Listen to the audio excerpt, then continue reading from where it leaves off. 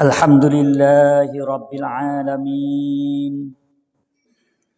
الحمد لله الذي نزل الفرقان على عبده ليكون للعالمين نذيرا.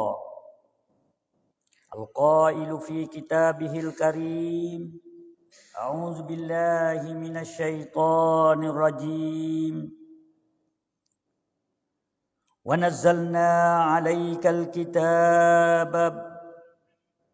تبيانا لكل شيء وهدى ورحمة وبشرى للمسلمين. أشهد أن لا إله إلا الله وحده لا شريك له، وأشهد أن محمدا عبده ورسوله. اللهم صل وسلم وبارك على نبينا محمد وعلى آله وصحبه ومن تبعهم بإحسان إلى يوم الدين. أما بعد، فأوصيكم وإياي بتقوى الله وطاعته لعلكم تفلحون. وقال الله تعالى: يا أيها الذين آمنوا اتقوا الله حق تقاته ولا تموتن إلا وأنتم مسلمون.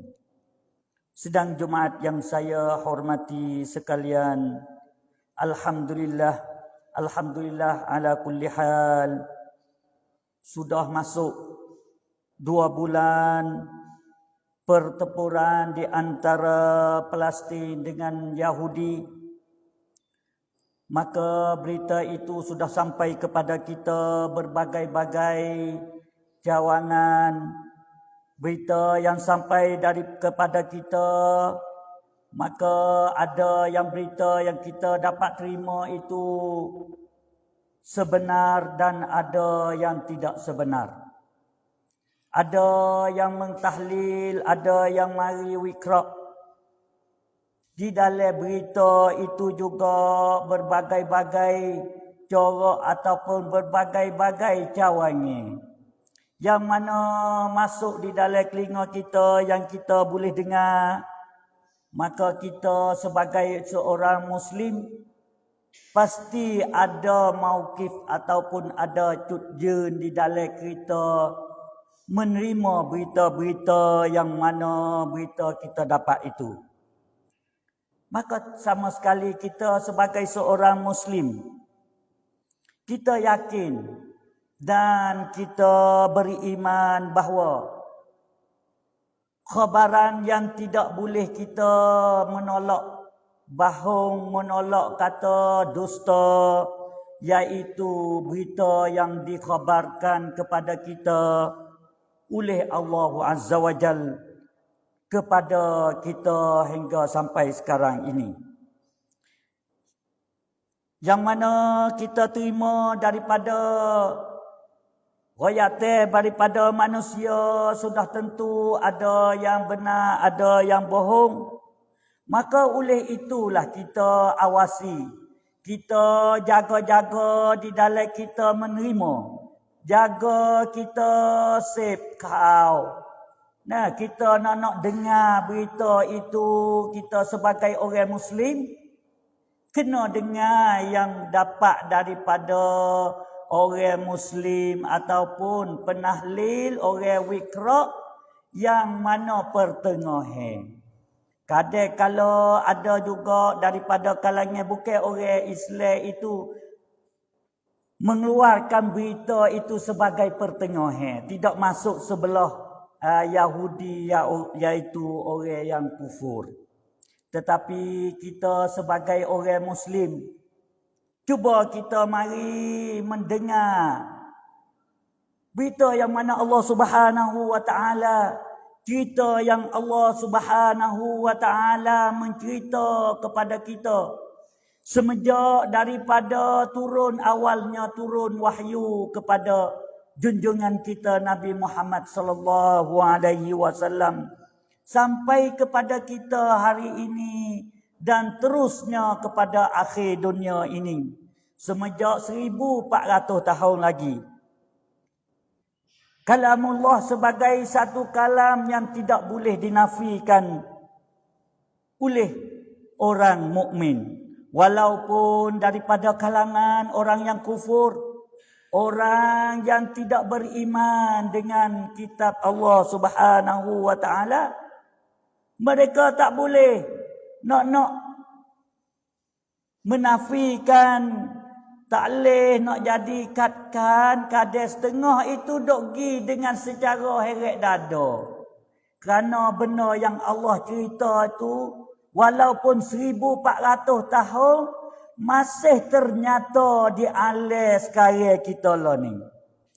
Seperti mana Allah Subhanahu wa taala mengkitabkan kepada satu kumpulan, satu cumcun yang mana kita di dalam suratul Fatihah sering kita baca dan kita duduk baca di dalam solat kita setiap hari dan setiap malam yang kita baca, yaitu ihdinas siratal mustaqim siratal ladzina an'amta alaihim ghairil maghdubi alaihim waladdallin. Ini sebagai ajaran Allah Subhanahu wa taala. Allah ajar kepada orang beriman, orang mukmin, hendaklah kita berdoa ihdinas siratal mustaqim. Hendaklah kita minta daripada Allah Subhanahu wa taala supaya Allah Subhanahu wa taala pimpin kita kepada jalan al-mustaqim, yaitu jalan an-nabiyyin was-salihin wasyuhada. Dan kita tidak mahu daripada jalan yaitu maghdubi alaihim, ghairil maghdubi alaihim, daripada jalan yang dimurkai, daripada jalan yang disumpah oleh Allah Subhanahu wa taala, waladdallin, dan jalan yang disesat oleh Allah Subhanahu wa taala. Yang dikatakan al-maghdubi alaihim, iaitu ditafsirkan oleh Ibnu Abbas, dia kata iaitu jalan orang Yahudi. Cuba kita mari menyelidiki, cuba kita mari mentadabur beberapa ayat Allah Subhanahu wa taala sebut perangai orang Yahudi di dalam Al-Quran. Lepas tu kita mari banding tengok. Tara mana? Walaupun Allah Subhanahu wa taala mari mencerita kepada kita 1400 tahun lebih, ya Allah Subhanahu wa taala membongkarkan kisah orang Yahudi. Satu cumcun yang mana hatinya sangat keras.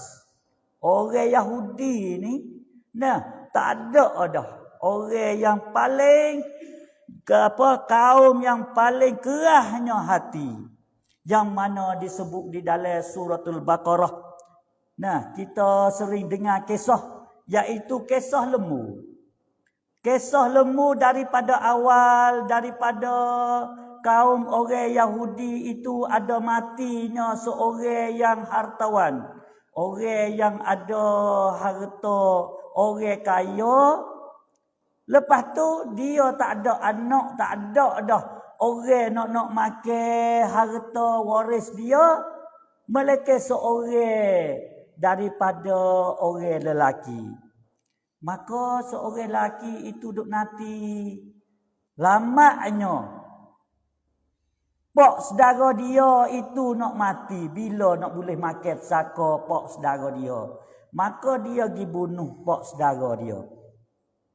Selepas bunuh tu pergi letak satu kapung, yang mana kapung itu menjadi perbalahan di antaranya. Satu kapung dengan satu kapung lagi ada perbalahan. Pergi letak di pintu kapung so lagi. Lepas tu menjadi cari-carilah di antara kaum, dua kaum tu, siapa yang bunuhnya seorang lelaki ini. Lalu itulah pergi minta kepada Nabi mereka supaya Nabi mereka berdoa. Bagaimana nak tahunya si mati ni kata siapakah bunuh si mati. Lalu itulah Nabi Musa berdoa kepada Allah Subhanahu wa taala dan Allah Subhanahu wa taala mari suruh melalui Nabi Musa suruh sembelih seekor lembu. Setelah suruh sembelih seekor lembu, tetapi nak royak kata perangai orang Yahudi ni, dia payah nak terima kebaikan ataupun ajaran daripada suruh daripada nabi mereka. Mereka masih syok lagi. Lah mana gak lembu? Padahal Allah Subhanahu wa taala suruh mari sembelih seekor lembu, tak ada apa. Gimik seekor lembu mana-mana pun tak ada apa. Nah, tanya lah mana lembu? Lembu muda ke lembu tua? Lembu tu biasa gala ataupun biasa buat kerja ke tak biasa buat kerja? Lembu tu warna apa? Membawa kepada mereka itu susah cari lembu untuk mari tahu. Nah, kata orang mati itu siapa yang bunuh? Setelah mana kita dapat seekor lembu. Lepas tu seekor lembu tu diletak dengan harga yang sangat mahal. Nah, bandingnya dia, apabila sembelih lembu, diletak emas seluahnya belulai lembu itu harganya. Terpaksa mereka kena tunai buat kerana nak tahu daripada siapa yang bunuh si mati. Selepas daripada itulah ambil satu juzuk daripada lembu, gi katak pada si mati itu mari hidup semula. Royak kata sebagai pembunuh dia iaitu daripada anak saudara dia. Itu satu cerita. Dan satu lagi, setelah mana mereka sudah tahu Nabi Musa suruh mereka sembelih lembu, tetapi perangai orang Yahudi ini hati mereka masih kerah. Yang mana Allah membayangkan, mari royak di dalam suratul Baqarah juga ayat 74. Summa qasat qulubukum min ba'di zalika fahiya kal hijarah aw ashaddu qaswah wa inna minal hijarati lama yatafajjaru minhul anhar. Lepas daripada tu perangai orang Yahudi itu masih qasat qulubukum.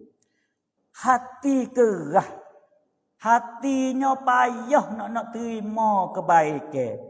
Kalaulah lek kejahatan tu mudah terpesong, mudah nak diterima lek jahat. Lek molek payah nak diterima. Tu perangai orang Yahudi. Allah mari banding kata fahiya kal hijarah. Seperti mana hati mereka serupa dengan batu kerah. Au asyaddu qaswah, ataupun lebih kerah daripada batu. Allah bandingkan kata wa inna minal hijarati lama yatafajjaru minhul anhar. Kadang-kala batu tu boleh mengalirkan air daripada tubuh dia. Tapi orang Yahudi lebih keras daripada tu lagi. Itu satu perbandingan Allah Subhanahu wa taala. Dan juga lagi orang Yahudi sentiasa dia iri hati kepada orang mukmin.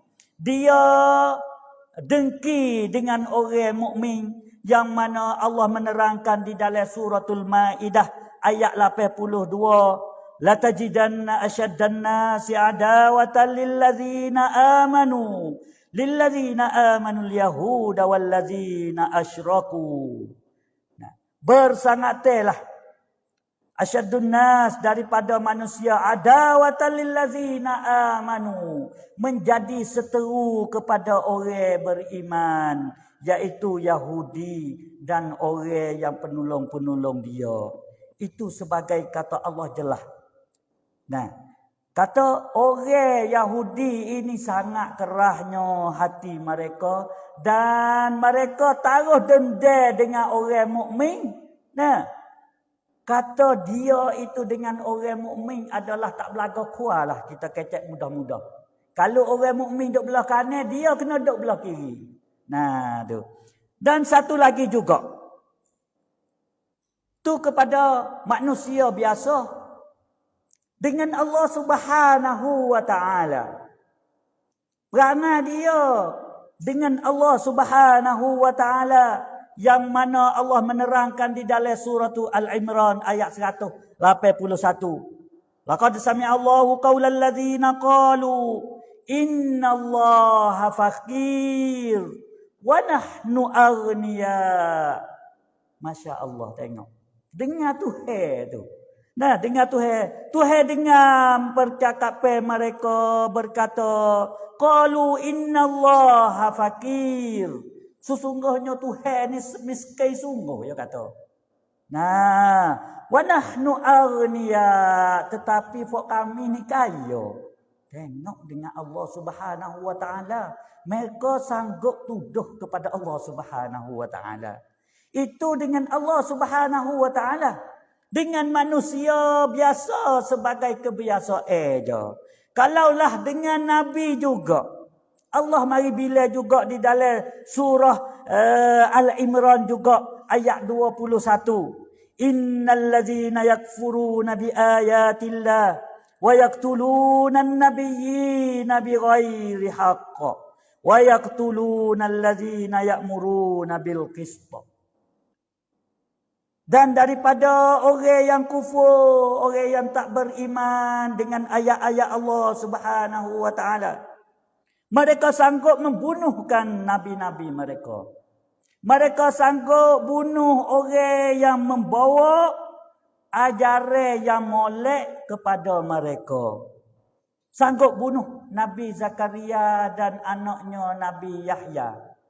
Mereka sanggup bunuh. Walaupun Nabi sendiri sedekah Allah Hatta mari sebagai contoh. Sebagai nak bimbing kepada mereka menuju kepada jalan yang diredai oleh Allah Subhanahu wa taala. Mereka sanggup bunuh. Itu nak ayat kata, nah bagi orang Yahudi akhirnya fabashirhum bi'adzabin alim. Maka berilah khabar gembira. Beri khabar gembira. Beri khabar sebaliknya, iaitu azab Allah yang sangat pedih kepada mereka. Oleh itu, sebagai suratul Baqarah, kalaulah kita mengaji, kalaulah kita tadabbur, lebih daripada setengah 70%, 80%, Allah Subhanahu wa taala mari duk kecek dengan Bani Israel. Dan begitu juga suratul Al-Imran, suratul Nisa, suratul Maidah, suratul Al-An'am dan suratul A'raf. 8 Allah Subhanahu wa taala mari dok bongkar, mari dok buka rahsia, mari dok buka hati sebenar yang mana ada di dalam hati orang Yahudi. Oleh itu, kita sebagai orang Muslim, hendaklah kita mentadabbur, kita belajar, kita menyelidiki, kita belajar dengan sungguh-sungguh Al-Quran. Kerana Al-Quran mencerita ini sudah ternyata di alam ni. Walaupun nak royak 1400 tahun yang dulu, masih ternyata di zaman kita sekarang ni. Begitu juga kita nak tahu hakikat orang Yahudi sekarang ni. Sudah pasti bagi kita mempelajari kisah-kisah orang Yahudi yang dulu. Nah, kisah itu masih mengulang lagi. Nah, adanya di zaman kita sekarang ni.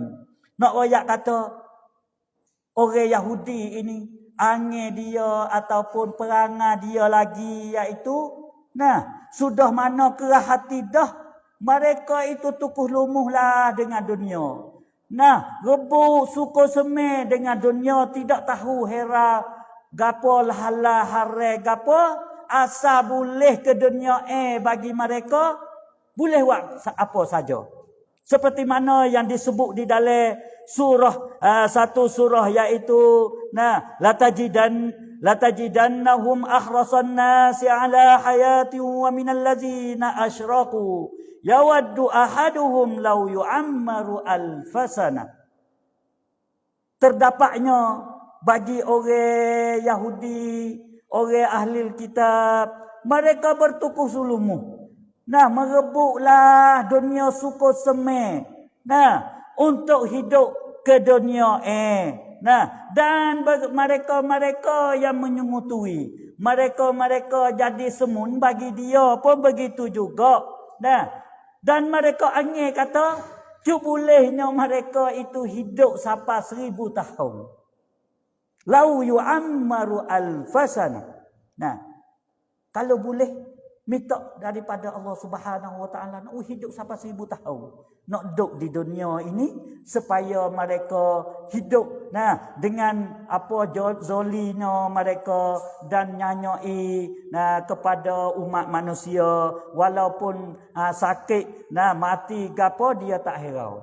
Itulah sebagai perangai-perangai yang mana Allah Subhanahu Wa Taala mari membongkar, mari buka rahsia yang ada di dalam hati orang Yahudi. Barakallahu li wa lakum fil Qur'anil azim wa nafa'ani wa iyyakum bima fihi minal ayati wa dzikril hakim wa taqabbala minni wa minkum tilawatah innahu was-sami'un alim.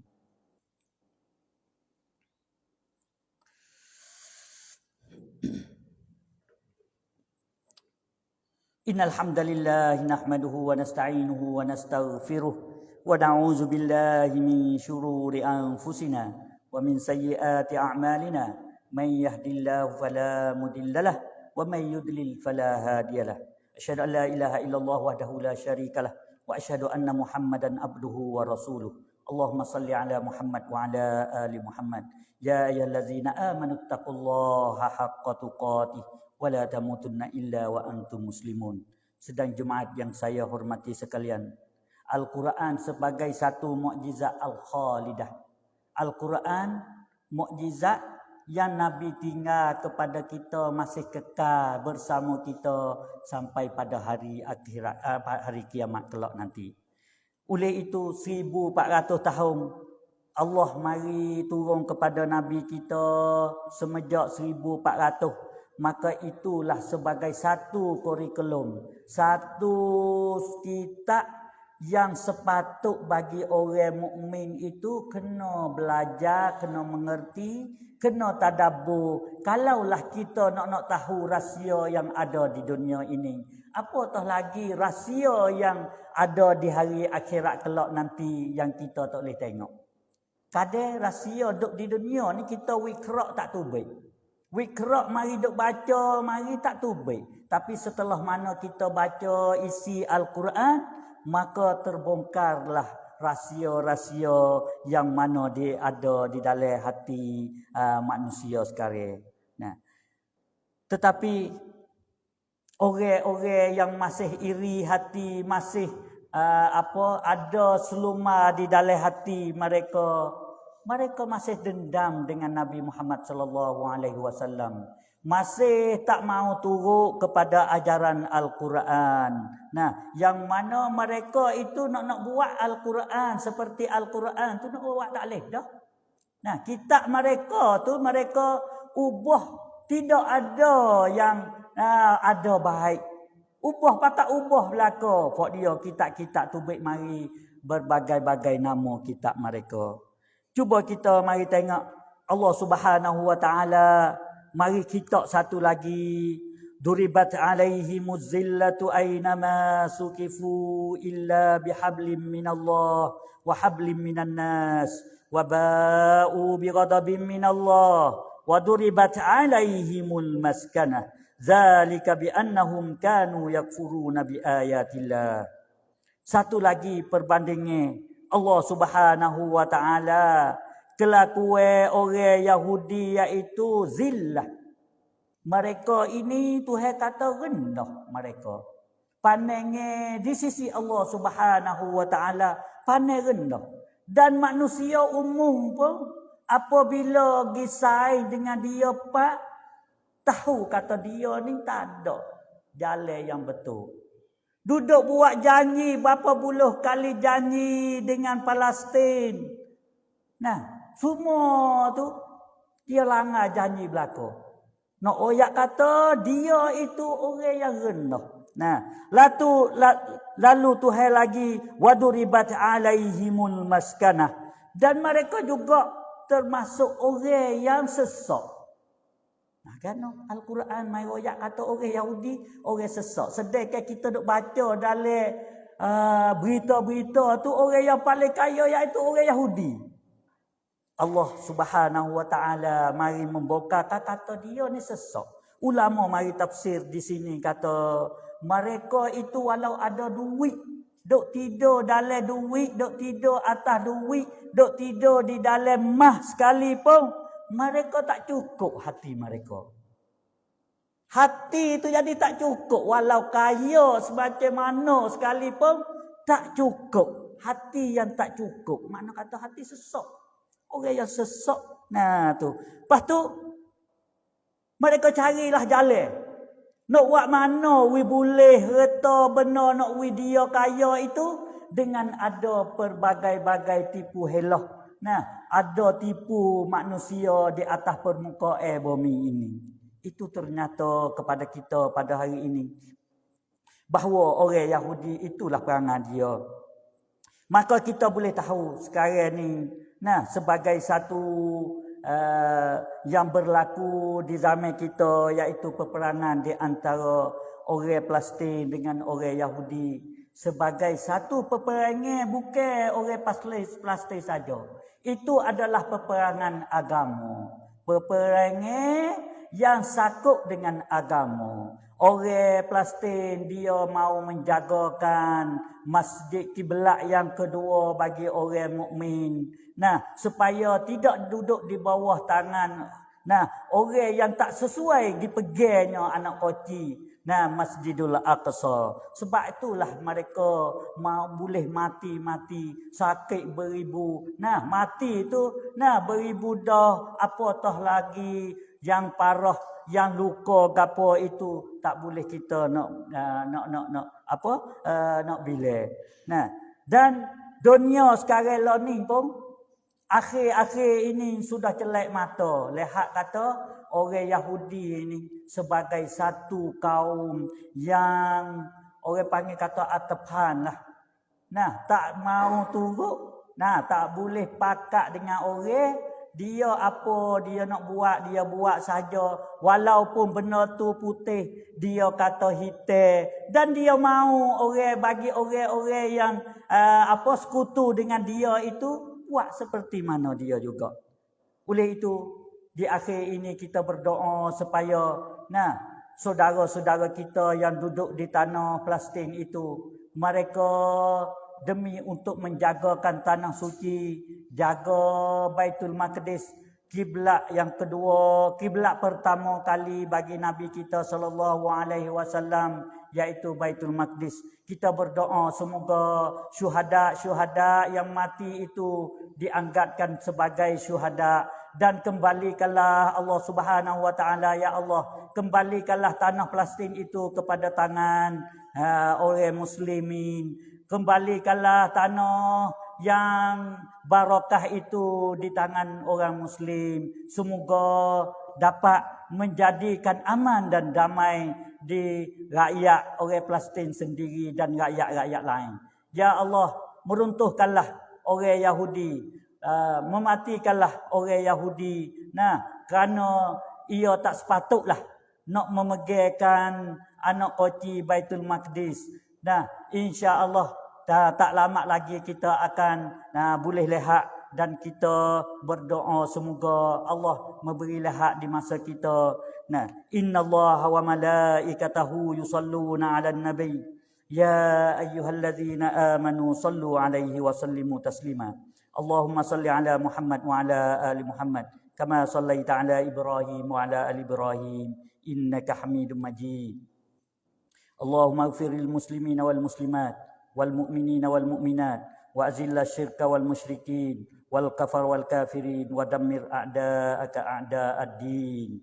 اللهم اللهم انصر الإسلام والمسلمين اللهم انصر المجاهدين في فلسطين ربنا ظلمنا أنفسنا وإن لم تغفر لنا وترحمنا لنكونن من الخاسرين ربنا آتنا في الدنيا حسنة وفي الآخرة حسنة وقنا عذاب النار عباد الله إن الله يأمر بالعدل والإحسان وإيتاء ذي القربى وينهى عن الفحشاء والمنكر والبغي يعظكم لعلكم تذكرون فاذكروا الله العظيم يذكركم واشكروه على نعمه يزدكم ولذكر الله أكبر والله يعلم ما تصنعون